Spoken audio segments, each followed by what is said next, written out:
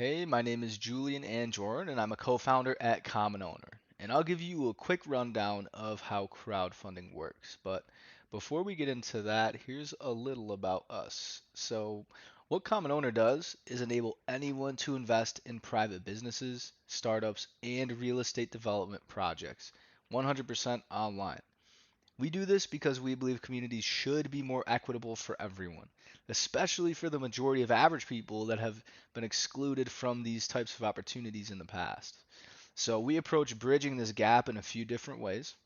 Firstly, it's by overcoming cultural and financial barriers to investing. So we make it accessible and we make it easy.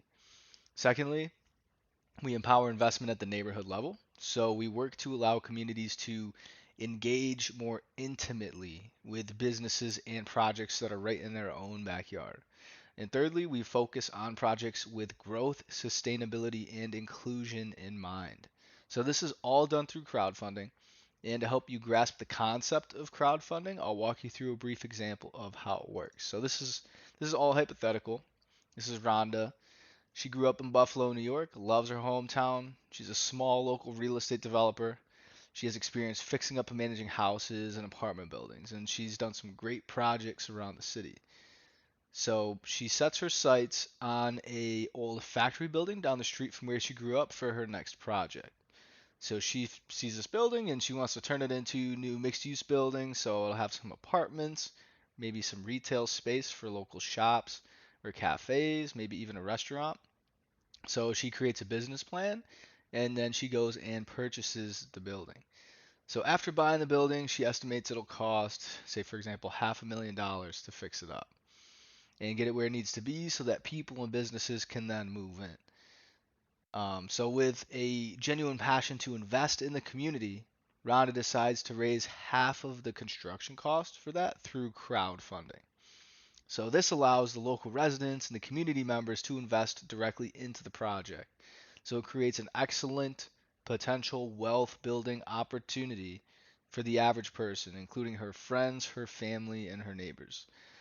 So Rhonda works with Common Owner to post an offering online. And Rhonda's page would say something like, "Hey, look, I'm Rhonda. I'm looking to fix up this building right in our neighborhood, and I want you to get in on it with me.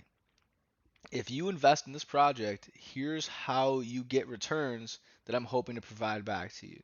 So let's work together, let's build up our neighborhood, and let's help it thrive." And on this page, she'll have some information about her backstory or the background and the story, her history of projects she's done in the past, and whether they were successful or not, what the potential returns are of this specific offering, who the team is if she's working with anyone else on it, and what they've done, and what their merits are, and then some offering documents as well that kind of outline all of the specifics of the offering. So anyone can visit this page and they can go and invest for as little as $100 into Rhonda's project right on the Common Owner website. They don't need any real estate investing experience. They don't need any connections. They can just go and do this whenever whenever they want. So after Rhonda raises all the money that she needs, then the offering ends. Now she can withdraw the money to fix up the building. So this is, what I just went through was how the initial phase of crowdfunding works at a very high level. So after that, depending on how the offering is structured, is when the returns come into play. So I'll give you a quick rundown of how the returns work for two very common deal structures that could apply to this example in the next video. So check out the next video.